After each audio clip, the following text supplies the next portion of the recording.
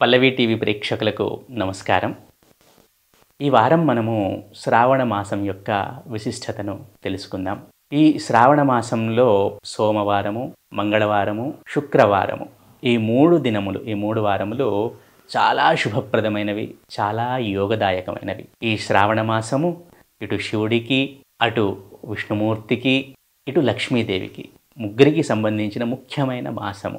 ఈ శ్రావణ మాసంలో ప్రతి సోమవారం గనక శివారాధన చేస్తే, ముఖ్యంగా సాయం సంధ్యా సమయంలో గోధూళి వేళ చేస్తే గనక అద్భుతమైన ఫలితాలను పొందుతారు. ఈ శ్రావణ మాసం అంత గొప్పది. అలాగే కొందరి పెద్దల మాటల ప్రకారము ఈ క్షీరసాగర మథనం ఏదైతే ఉందో, దేని నుండి అయితే అమృతం పుట్టిందో, దేని నుండి అయితే హలాహలం పుట్టిందో, విషం పుట్టిందో, దేని నుండి అయితే లక్ష్మీదేవి పుట్టిందో, ఆ సముద్ర మంథనం క్షీరసాగర మథనం అంటాం దాన్ని. అది కూడా ఈ శ్రావణ మాసంలోనే జరిగిందని పెద్దల మాట. అలాగే ఈ క్షీరసాగర మథనంలోనే లక్ష్మీదేవి కూడా పుట్టింది.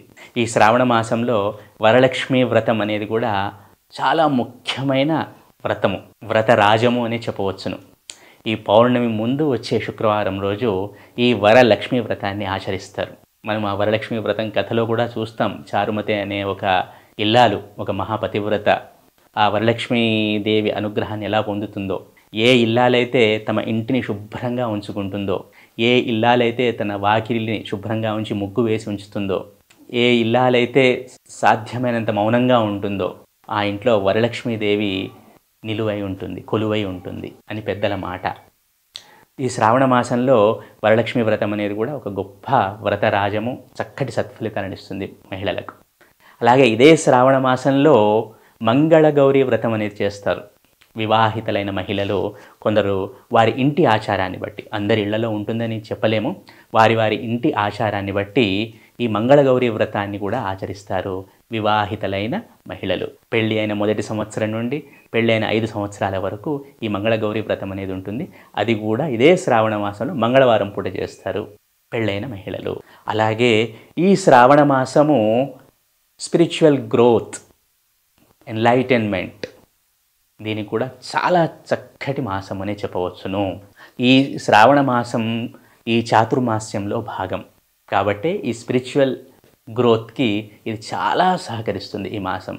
అలాగే ఈ శ్రావణ మాసం అనే పేరు ఎందుకు వచ్చిందంటే, ఈ నెలలో శ్రవణ నక్షత్రం రోజు పూర్ణిమ వస్తుంది, పౌర్ణమి అనేది వస్తుంది. కాబట్టి దీనికి శ్రావణ మాసం అనే పేరు వచ్చింది. ఈ శ్రావణ మాసంలోనే మహావిష్ణువు జన్మించాడు అని పెద్దలు చెప్తూ ఉంటారు. సో ఏ విధంగా చూసుకున్నా కూడా ఈ శ్రావణ మాసంలో అటు విష్ణుమూర్తి అయితే ఏమి, ఇటు శివుడు అయితే ఏమి, అటు గౌరీదేవి అయితే ఏమి, ఇటు లక్ష్మీదేవి అయితే ఏమి, అందరూ ముఖ్యమైన దేవీ దేవతలకు సంబంధించిన చక్కటి అనుకూలమైన మాసము ఈ శ్రావణ మాసం. ఈ శ్రావణ మాసాన్ని మనం చక్కగా సద్వినియోగం చేసుకుందాం. దేవతా ఆరాధనలో సాధ్యమైనంత సమయం గడుపుదాము, చక్కటి శుభ ఫలితాలను పొందుదాము. ఇప్పటికే 10 రోజులు గడిచిపోయింది శ్రావణ మాసం, అయినా పర్వాలేదు, ఇంకా 20 రోజులు ఉంది. అలాగే ఈ వరలక్ష్మి వ్రతం గురించి తర్వాత ఇంకా క్షుణ్ణంగా తెలుసుకునే ప్రయత్నం చేద్దాం. ఇప్పటికీ సెలవు.